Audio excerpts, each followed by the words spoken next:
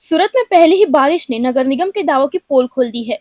करोड़ों रुपए के प्री मानसून कार्यों के बावजूद शहर के कई इलाके पानी में डूब गए। घरों में पानी घुस गया, दुकानों को लाखों का नुकसान हुआ और अब लोगों का आरोप है कि प्रशासन बाढ़ के बाद जागा है। आखिर करोड़ों रुपए खर्च होने के बावजूद हर साल यही हाल क्यों होता है?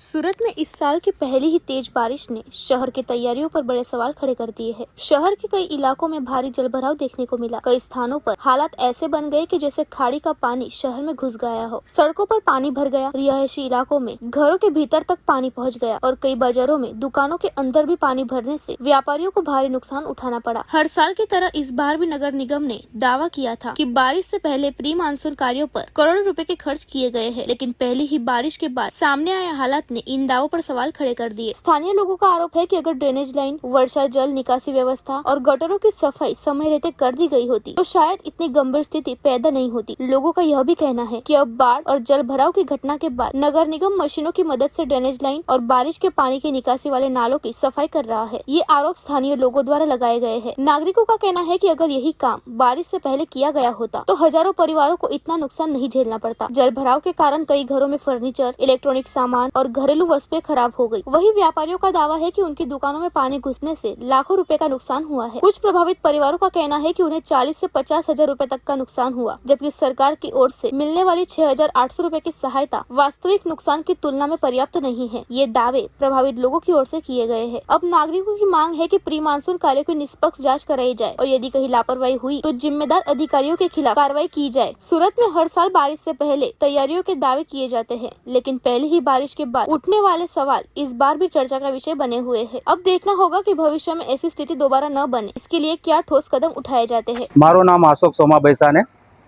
हूँ नागसेरनगर में रहूँ छूँ। જ્યારે ગયા મંગળવારે જ્યારે આપણા નાગસેરનગર પાંડેસરા ઉધનામાં જ્યારે પૂર આવ્યો, અત્યાર સુધી કોઈ કોર્પોરેટર 4 કોર્પોરેટરમાંથી એક બી જોવા, એક તો સ્થાનિક કોર્પોરેટર છે આપણા નાગસેરનગરના, એ તો હજુ સુધી અમને દેખાતા જ નથી. ખારે જ્યારે સરકારશ્રીના મંત્રી આવ્યા ત્યારે એ એમના પાછળ પાછળ દોડતા થયા છે. પણ મહાનગરપાલિકા જ્યારે પ્રી મોન્સૂન કામગીરીનું આ બજેટ જે પાસ કર્યું હતું ત્યારે તો કશું કામ કર્યું નથી. તંત્ર ઘોર નિંદ્રામાં સૂતું હતું. જ્યારે આ પૈસા જો આ ડ્રેનેજ લાઈન અત્યારે જે આ લોકો સાફ કરી રહેલા, આ જે કરોડો રૂપિયા જે પાસ કર્યા હતા ત્યારે જ આ કામગીરી થતી હતી. આપણા પાંડેસરા વિસ્તારના કોઈ ગરીબ બિચારા લાચાર માણસ અત્યારે બે ઘર નહીં થતા. જો અત્યારે આ કરોડો રૂપિયાની નુકસાની કરીને પહેલા તો નુકસાની કરી લાગીને અત્યારે આ કરોડો રૂપિયાનું કામ કરવાની પાછા નીકળેલા છે. શું લાગે છે આગળ જે પ્રી મોન્સૂનની કામગીરી થવી જોઈએ તો ત્યારે નહીં થઈને અત્યારે જે ખાડી પૂર આવ્યું ત્યાર પછી આ કામગીરી અત્યારે સાહેબ હું તમને એક જ જાણ કરવા માંગુ છું. અત્યારે આ નિંદ્રામાંથી જાગ્યા છે, નિંદ્રામાંથી જાગ્યા છે. અત્યારે નિંદ્રામાંથી જાગ્યા પછી લોકોનું જ્યારે ટોળું કોર્પોરેટરના ઘરે, આપણા ધારાસભ્યના ઘરે રજૂઆત કરા ગયા ત્યારે આ બધા કામગીરી કરવા નીકળેલા છે. લોકો અત્યારે તમે જુઓ તો કચરામાં હજુ બી ઢગલા છે. ઘણી જગ્યા તો બિચારાના ઘરનું વખરી થઈ ગયેલું છે. ઘરમાં કોઈ ખાવા પીવા માટે રાશન નથી. 6,800 આ લોકોને કવર બનાવીને આપે છે. 6,800માં સાહેબ આ લોકોને કંઈ મળે છે? જે લોકોને 30 થી 40, 50 હજારની નુકસાની થયેલી છે, સરકાર ખાલી એક પોચો મારવા માટે 6,800 રૂપિયા સહાય આપે છે.